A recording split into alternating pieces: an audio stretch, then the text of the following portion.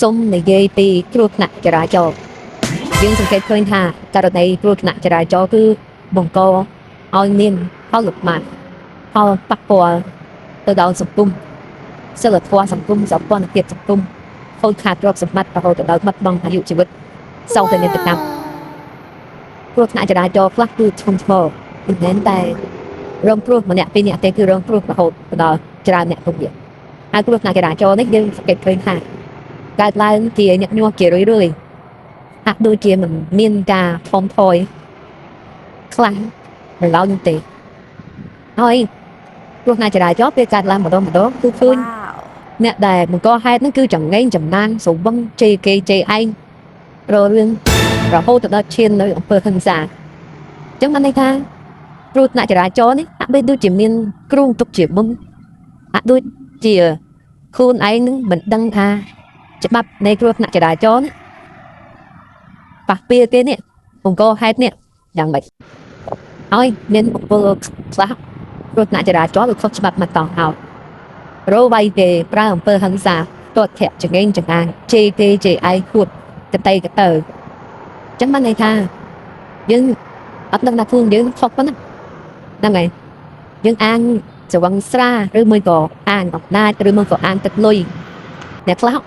គឺខ្លួនឯងជាមន្ត្រីរាជការទៅទៀតបាក់មុខងាប់នឹងសុខចិត្តសងលុយណាអញ្ចឹងបានន័យថាយើងប្រមាថអាយុជីវិតរបស់គេរួចហើយអញ្ចឹងគ្រាន់តែគ្រោះថ្នាក់ចរាចរណ៍មួយតាមមានច្បាប់ល្មើសប្រមាថ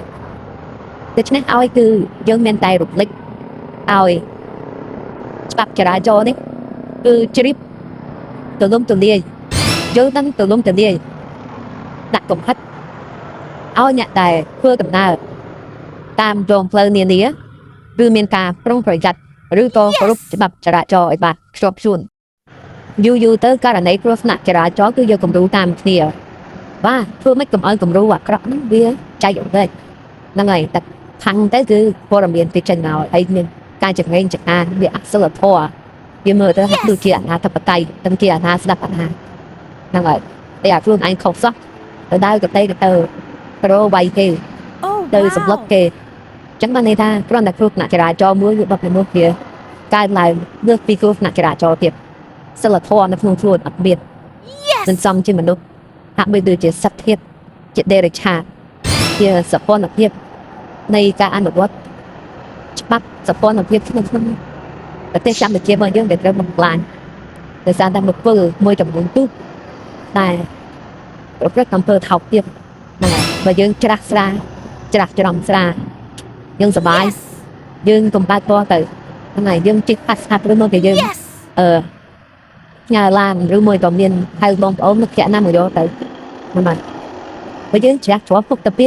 ស្រាហើយអាស្រាហ្នឹងវាមានហ្នឹងហើយតែវាផាត់វាផាត់ច្រើននេះសបងខ្លាចហ្នឹងហើយ